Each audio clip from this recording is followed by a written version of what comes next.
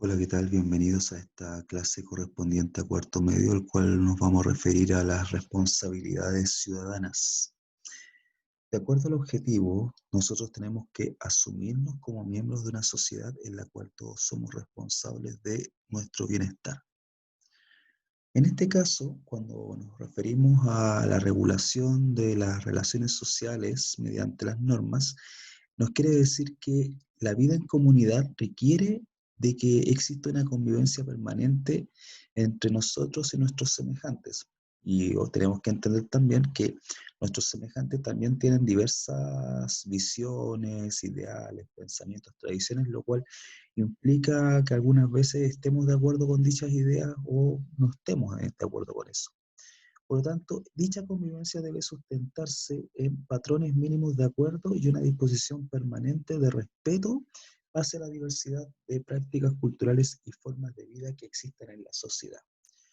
Entonces, dentro de estos patrones mínimos, o como decimos coloquialmente, rayado de cancha, todo esto está regulado a través de las normas. ¿Qué son las normas? Son aquellos conjuntos de reglas tanto tácitas como explícitas. La diferencia entre tácito y explícito se lo voy a decir ahora. Cuando hablamos de tácitos son reglas acordadas con el tiempo, y cuando hablamos de reglas explícitas son impositivas, o sea, si no lo respetas se sanciona. Mediante el cual se establecen dichas reglas, se establecen comportamientos, actitudes y valores que una comunidad humana ha validado en el tiempo. Las normas establecen cuáles serían, por ejemplo, los límites entre lo que se puede hacer y lo que está prohibido para los integrantes de la comunidad.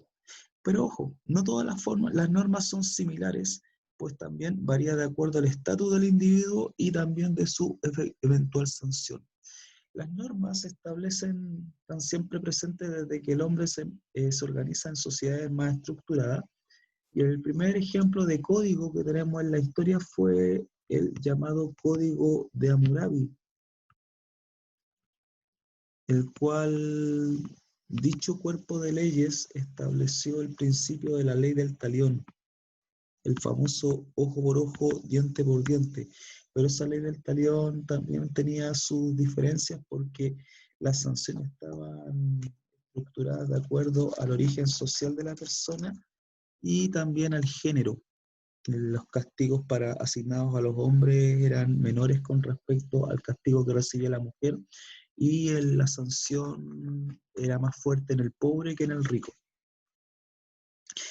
Existen cuatro tipos de normas que los vamos a mencionar así rápidamente. Tenemos la primera, sería la norma religiosa, el cual obliga espiritualmente a aquellos que voluntariamente adhieren a una religión o un credo religioso. Por lo tanto, dichas normas se concentran especialmente en reglas, dogmas. Los dogmas serían verdades reveladas y prácticas tradicionales, como por ejemplo la Eucaristía, la misa, la confesión, que uno los tiene que aprender y aplicarlas. Cuando cuando hablamos de transgresión, nos estamos refiriendo en este caso a la violación a la regla. En este caso de las normas religiosas, la transgresión supone problemas de conciencia o, si la situación es grave, la expulsión de la comunidad religiosa. En el caso de las normas morales, orientan la conducta de los individuos con el propósito de hacer el bien. Por lo tanto, son, digamos, conductas personales y en base a valores éticos. Por lo tanto, la transgresión a dichos valores éticos que son personales de uno provoca un remordimiento de conciencia, o sea, un cuestionamiento personal. En cambio, las normas sociales y jurídicas ya no son dentro del ámbito privado, pasan a ser del ámbito público y son impositivas. Ambas lo que buscan sería en este caso salvaguardar las relaciones sociales y evitar conflictos. Por lo tanto, ambas tienen una connotación más amplia y más social. En el caso de las normas sociales, obligan a todas las personas que pertenecen a una sociedad y se rigen de acuerdo a las tradiciones y al sentido común. Por lo tanto, su falta de transgresión genera como sanción la burla o el escarnio público, incluso la sanción social. Por ejemplo, la ley del hielo, la no invitación a eventos o el aislamiento social. Y por último, las normas jurídicas, el cual obligan a todos los que se encuentran dentro de los límites de un Estado. Por lo tanto, las leyes que establece dicho Estado mandan, permiten o prohíben determinadas acciones o comportamientos. Por ende, su transgresión o falta es sancionada por la ley y juzgada por los tribunales, que son las instancias formales. En este caso vamos primero a lo que es la responsabilidad ciudadana. Cuando hablamos de responsabilidad, vamos a lo netamente literal. El concepto tiene su origen en el mundo grecorromano y viene del vocablo latino responsum, que es una forma de ser considerado sujeto de deuda u obligación. O sea, sales de la infancia y llegas a la edad adulta como una persona que debe tener un crédito o una credibilidad social. Por lo tanto, eso es más o menos la idea que busca este concepto. Por lo tanto, es un valor propio de la persona que le permite reflexionar, administrar, ubicar y valorar las consecuencias de sus actos con arreglo a los principios morales. Y en el caso de la responsabilidad ciudadana, sería una actitud que involucra a todos los actores sociales, ya que encarna en múltiples acciones e interacciones realizadas de forma cotidiana con otros miembros de la comunidad. Y el objetivo de la responsabilidad ciudadana es fomentar el bienestar común de todos. Un ejemplo, votar. Otro ejemplo, mantener un medio ambiente libre de contaminación. Otro ejemplo también, no rayar las paredes. Esos serían como ejemplos de responsabilidad ciudadana. Están más abajito. La tolerancia también es un concepto que tiene que ver con la responsabilidad ciudadana. Aceptar la diferencia, el respeto y el cuidado del espacio público o del medio ambiente y el pago de impuestos. Esos serían como los ejemplos más notorios de responsabilidad ciudadana. Pero también existen otros tipos de responsabilidad que vamos a mencionar así brevemente, que serían la responsabilidad civil, el cual surge de la violación o daño causado por un individuo a otro, ante lo cual la ley exige responder, y la responsabilidad social, que tiene que ver mucho con la credibilidad de la empresa, el cual se refiere a la obligación que tienen los miembros de sociedades, empresas o entidades, tanto para sí como por respecto a la sociedad. O sea, eso tiene que ver mucho con la imagen corporativa de las empresas. Por lo tanto, para cuidar dicha imagen corporativa, deben tener una alta responsabilidad social. Con respecto al cuidado del espacio público, hay que entender bien que el concepto espacio público se refiere a un lugar físico y simbólico donde interactúa una comunidad humana. ¿Cómo se compone dicho espacio público? A través de estructuras arquitectónicas, las relaciones sociales que se despliegan en ese lugar y las interacciones o interpretaciones o sentidos que le dan a ese lugar.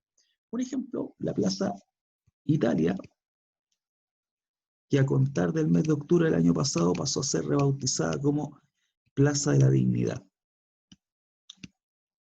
Tradicionalmente, la Plaza Italia es un espacio muy importante de Santiago, ya que representa la división de la ciudad en dos partes, lo que se llama el barrio alto y el resto de Santiago. O sea, ese es como el punto icónico de la ciudad, es un punto de referencia muy importante y donde se encuentran todas las líneas de metro se concentran ahí, y además también es un punto de referencia hacia diversos lugares. Por lo tanto, un espacio común. Es una plaza propiamente tal, además es una rotonda, por lo tanto los que van desde Apoquindo o de Providencia tienen que dar una vuelta en rotonda hasta la Alameda. Hay una conexión ahí con las principales avenidas, junto con Vicuña Maquena, con Costanera, con Pionono, que te lleva a las comunas del norte. O sea, es un lugar de unión de varias rutas. Además también es un lugar de encuentro y se desarrollan eventos públicos, y además tiene una connotación simbólica. Hasta antes de octubre del año pasado, la Plaza Italia estaba asociada a los triunfos deportivos. O sea, cualquier evento en la cual implicaba un triunfo deportivo, tanto a nivel local como a nivel internacional, ahí se juntaba la población a celebrar. A contar de octubre del año pasado tiene otra connotación más política. Además también es un lugar de encuentro entre las personas que participan de la vida en sociedad, y eso sí, eso implica un respeto a qué? Al espacio público propiamente tal. Por lo tanto, tanto normal, social y legal, el cuidado del espacio público tiene que ser una responsabilidad compartida, tanto de forma individual como a través de las empresas y el gobierno. Por lo tanto, cuidar los espacios públicos es muy importante. ¿Cómo se transgrede dicha norma? a través de las acciones que atentamos sobre el espacio público, lo cual busca al final deteriorar la calidad de vida de las personas, tanto los que residen como los que transitan por ese lugar. Por ejemplo, la contaminación del espacio, la destrucción del lugar o cualquier tipo de vandalismo que afecte la calidad de vida de las personas.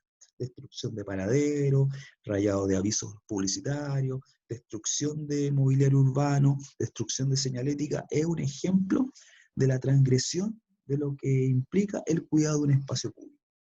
O incluso los conceptos de incivilidades. Por ejemplo, orinar en un espacio público sería una transgresión. Escupir en un espacio público sería una transgresión. En otros países, esas incivilidades son sancionadas de forma más dura a través de sanciones, digamos, millonarias o penas de cárcel.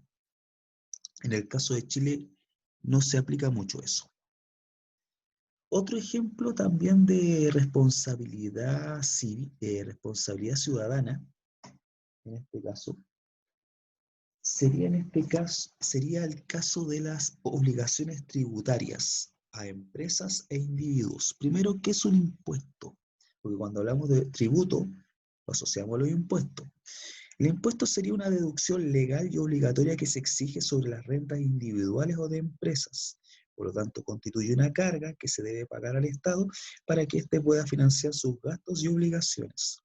Por ende, el pago de impuestos es muy esencial para el adecuado funcionamiento del Estado, ya que satisface tres objetivos principales. Primero, los impuestos sirven para financiar la administración del Estado y la provisión de bienes públicos. O sea, si uno paga los impuestos, el Estado puede desarrollar programas y políticas sociales de beneficio común. Si yo no pago impuestos, yo estoy perjudicando ese financiamiento del Estado para políticas de beneficio para todos. Además, también el pago de impuestos beneficia también una finalidad redistributiva.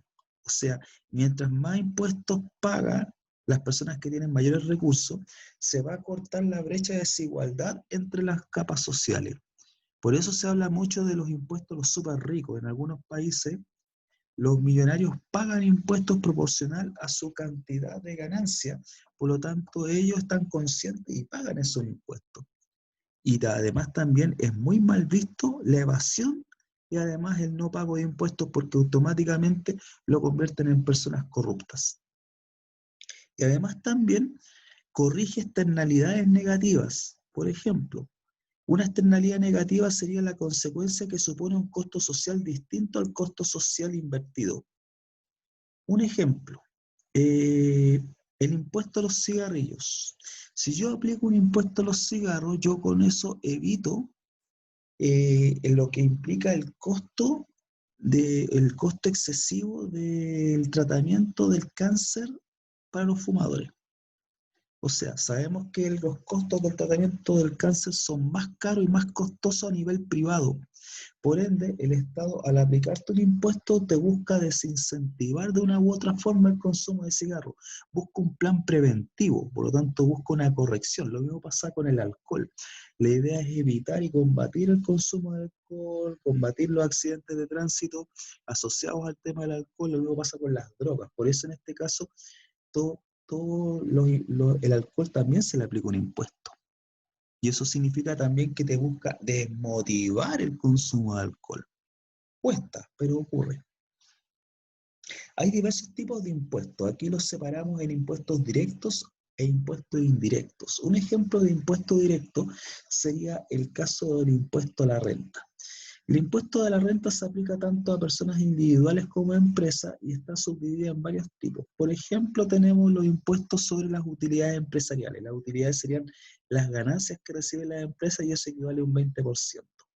También existe un impuesto específico a la actividad minera, que sería el royalty, que es un equivalente al 10%. También existen impuestos a personas naturales, como tú y yo, que sería el impuesto global complementario y el impuesto de segunda categoría, cuya tasa máxima es de un 40%. También existen impuestos a personas no residentes, y es un impuesto adicional, especialmente a personas que son chilenas pero viven en el extranjero y ganan una cierta cantidad de dinero que implique que el Estado se fije en él y le cobre un impuesto adicional. Existe también otro tipo de impuestos que son los indirectos, el cual se refiere a los impuestos a las ventas y servicios. ¿Cuál es la diferencia entre ambos? Que en el impuesto directo yo automáticamente asumo que debo pagarlo. Por lo tanto, yo sé que una vez al año yo tengo que hacer una declaración de impuesto a la renta y eso implica una sanción si no lo cumplo. En cambio, en el impuesto a las ventas y servicios yo estoy pagando el consumo del producto. Por el solo hecho de estar pagando por comprar un producto, yo estoy pagando un impuesto. Y algunas veces no me doy ni cuenta. El más importante, el más como común, es el IVA, que es el impuesto al valor agregado que adiciona al valor un 19%. Eso se aplica en todos los productos y servicios que yo consuma, desde comprarme una bebida hasta comprarme ropa o computadores. Existen también impuestos especiales a las ventas de ciertos productos, que también va a políticas del Estado, como por ejemplo las bebidas alcohólicas, analcohólicas y similares, y además también el impuesto al lujo. También existe otro impuesto específico que también es indirecto, que sería el impuesto al tabaco, para en este caso desincentivar el consumo de cigarrillos, y el impuesto específico a los combustibles, que también tiene otro objetivo, o sea, yo recopilo recursos para financiar proyectos del Estado, pero también busco desincentivar el consumo del automóvil. Se aplica un impuesto caro a la benzina, obligaría a la gente a ocupar el transporte público. Existen también otros impuestos, por ejemplo, el impuesto al comercio exterior, el impuesto a los timbres y estampillas, el impuesto a los juegos de azar, y por último existen impuestos a las herencias, asignaciones y donaciones. Bueno, chiquillos, esto ha sido todo por hoy. La idea, muchachos, es que tengan clara la clase en sí. Cualquier duda que tengan, consulten el texto del estudiante, las páginas 91 y 95, y les dejo este enlace a YouTube de Puntaje Nacional, la clase número 11, Responsabilidades Ciudadanas. Nos veremos en otra ocasión. Cuídense. Chao.